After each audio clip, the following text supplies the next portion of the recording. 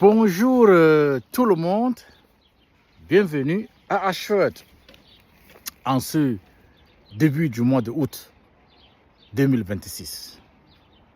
Bienvenue au moment où l'Angleterre, l'un des pays les plus pluvieux du monde, est aujourd'hui à moitié sec. Bienvenue au moment où les feux poussés par la sécheresse font rage en Europe. Bienvenue à un moment inédit dans la vie des hommes, en Europe en particulier, et dans le monde en général, là où le changement climatique commence à resserrer le vis. Alors, en ce moment où partout ailleurs, presque, tout est jaune, au mieux, ou alors tout a brûlé dans le pire des cas, ici, dans mon champ de bataille, tout a l'air vert. Monsieur et madame, bienvenue dans le désormais mon champ de bataille.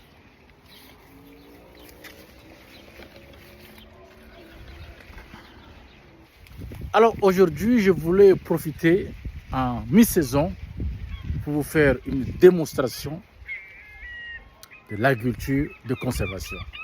Entre le champ de mon voisin où on pratique une agriculture conventionnelle, où aujourd'hui tout est pratiquement jaune, et mon champ de maïs où on pratique une agriculture de conservation, où tout est un vert vif, super vif. Comment est-ce que nous sommes arrivés là? Alors, comment est-ce que je suis arrivé là? Je vous le dis tout de suite. Alors, si vous vous souvenez, ces deux champs de maïs ont été plantés autour de mi-avril. Celui-ci appartient à mon voisin qui est un retraité, dont il a tout son temps. Il venait arroser ce champ de maïs au minimum une fois par jour, mais dans les meilleurs des cas, 2 fois par jour. Là, c'est mon champ de maïs aussi. Je l'arrose pratiquement pas. Ok. Alors, mon voisin, tout récemment, est allé en vacances. Donc, il a laissé son bout de champ en espérant qu'il y aurait une pluie. Malheureusement, il n'y a pas eu de pluie. Et vous voyez les dégâts. Aujourd'hui, nous sommes à pratiquement 6 semaines sans une goutte de pluie. Les plantes de maïs ont pris un coup. Vous voyez, c'est très sec ici. Si je mets ça là, vous allez voir, il n'y a même pas une seule goutte d'eau. C'est sec. Regardez la tache de tige, tout est jaune. Les épis sont pratiquement presque échoués. Ok. Et à cette allure, il y a de fortes chances qu'aucun épi plein de maïs ne soit récolté ici cette année. Par contre, chez moi qui pratique une agriculture de conservation, où j'arrose pas le sol, par contre, je maintiens mon sol couvert, je n'apporte aucun engrais agrotoxique, je ne laboure pas. Mon voisin, quant à lui, il laboure chaque année, il tourne le sol. Mon sol, ça fait 5 ans, je ne l'ai pas labouré. Et donc, elle a une capacité de rétention d'eau XXL. Alors, je vais vous faire la démonstration. Vous voyez comment c'est sec à la surface. Parce que je mets donc l'indicateur d'humidité. Et regardez comment est-ce que l'aiguille est encore sur le verre. Et c'est ce qui explique à suffisance. Pourquoi? Tout ici est d'un vert vif. Vif. Alors ces plantes vont grandir, elles sont encore dans les phases de croissance et elles vont finir par atteindre effectivement cette taille-là qui aujourd'hui fait pratiquement au-delà de 3 mètres et d'un diamètre qui va au-delà de 6 cm.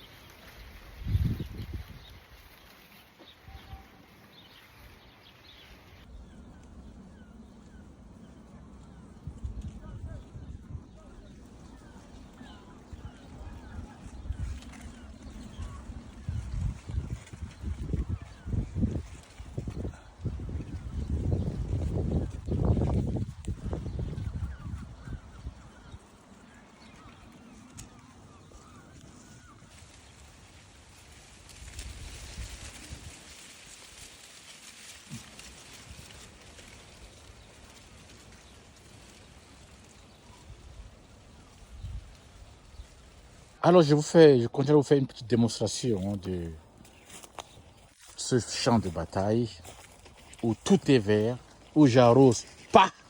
Je dis bien j'arrose pas. Regardez le maïs.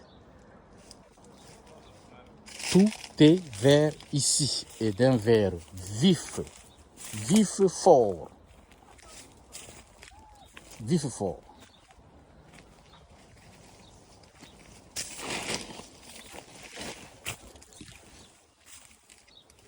Voilà.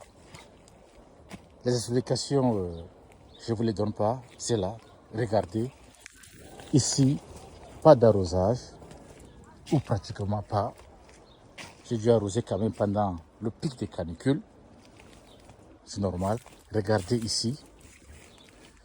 Regardez l'état verdoyant d'un champ qu'on arrose pratiquement pas.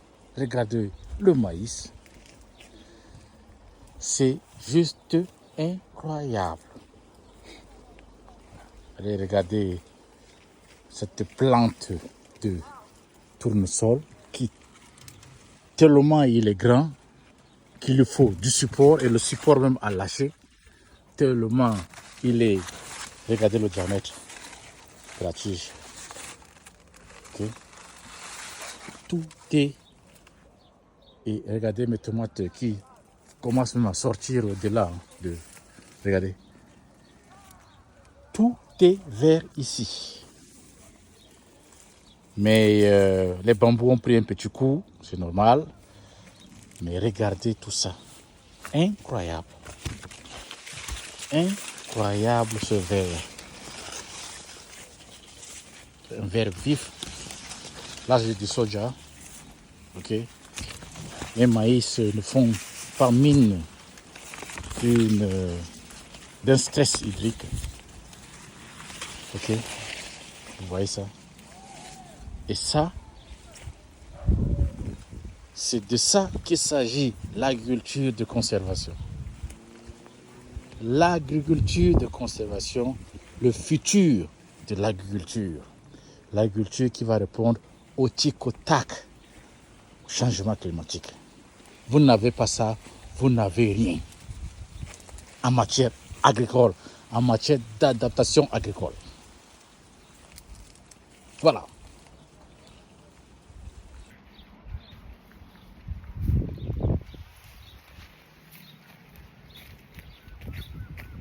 Alors vous avez vu par vous-même les manifestations de l'agriculture de conservation. Et au moment où les autres pays en Amérique latine, aux États-Unis, en Asie, sont avancés dans la mise en place de l'agriculture de conservation, l'Europe traîne le pas et il est sans doute qu'avec les événements de cet été 2026, les surfaces agricoles qui vont adopter l'agriculture de conservation dans les années à venir, vont aller de manière très croissante. Et ce type d'agriculture doit être rapidement implémenté en Afrique. On ne passe pas d'une agriculture, agriculture conventionnelle à des résultats tels que ceci par l'agriculture de conservation en cliquant le doigt. Ça prend un temps et s'appelle la transition. Le meilleur moment, le meilleur moment de faire la transition était hier. Aujourd'hui, nous sommes sur la dernière chance pour mettre en place une agriculture de conservation. Demain, ce serait trop tard, car il faut à minimum 3 à 4 à 5 ans pour qu'un bout de champ comme celui-ci atteigne le niveau de résistance et de résilience pour pouvoir garder les plantes vertes entre 2 longues périodes de sécheresse ou alors pendant des périodes de canicule. Ce n'est pas donné. Et aujourd'hui, devant les crises dont fait face le monde, il est urgent, super urgent, que cette approche agricole-là soit déroulée partout dans le monde, et en particulier en Afrique et en Europe. Écoutez, c'était vous faire un coucou, et je ne finirai pas sans le dire, car il faut le dire. Commencez à faire vos stocks alimentaires doucement mais sûrement. 2027 va être une année très difficile alimentairement.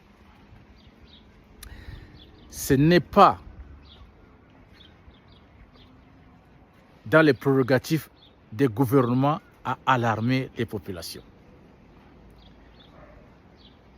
Les indicateurs agricoles et alimentaires sont au jaune dans la majorité des cas et ils sont en train de passer au rouge. Les pays qui étaient traditionnellement exportateurs agricoles et alimentaires dans le monde, en 2027, au minimum dans la vaste majorité de ces pays, ils vont arrêter les exportations. Sans oublier que certains même pourront recourir aux importations.